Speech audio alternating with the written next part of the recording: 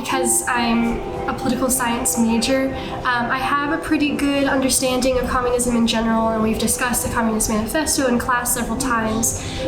What was helpful today was that I was reminded of how it is still an ongoing problem. I feel like a lot of emotion is taken out of the classroom, and it's just we'll discuss the theories, we'll debate them, and that's it. And we don't really give much thought to all the people that still need help. And so I definitely feel very solemn right now and a little bit more emotional. And seeing the numbers on the screens, that's hard to look at, and the pictures of the people that are still alive, that has affected me. I will say one thing that was really interesting was seen in Marx's direct transcript of the manifesto, the free education, and seeing that's application to today.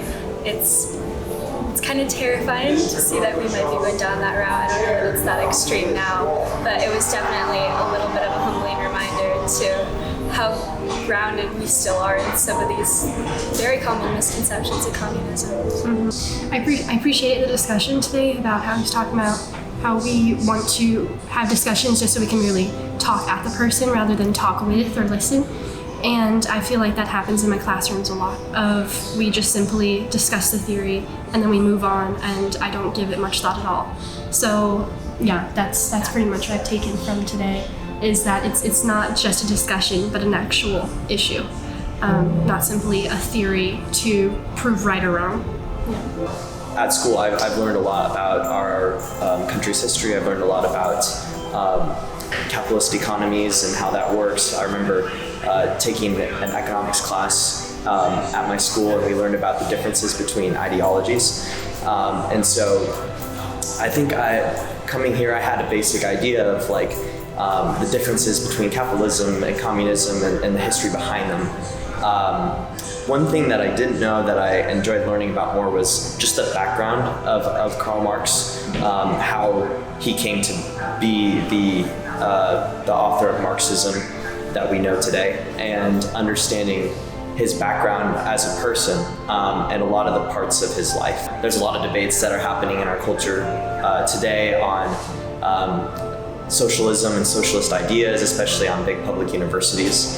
And so I think having a good understanding of history and seeing past examples of attempted socialist societies helps a person gain a better understanding of why communism has not worked historically, and why capitalism, in my view, is a better way of doing economics. So I think coming here, it's definitely eye-opening to see that. I've been really grateful to be a part of the TFAS program, really learn about economics and how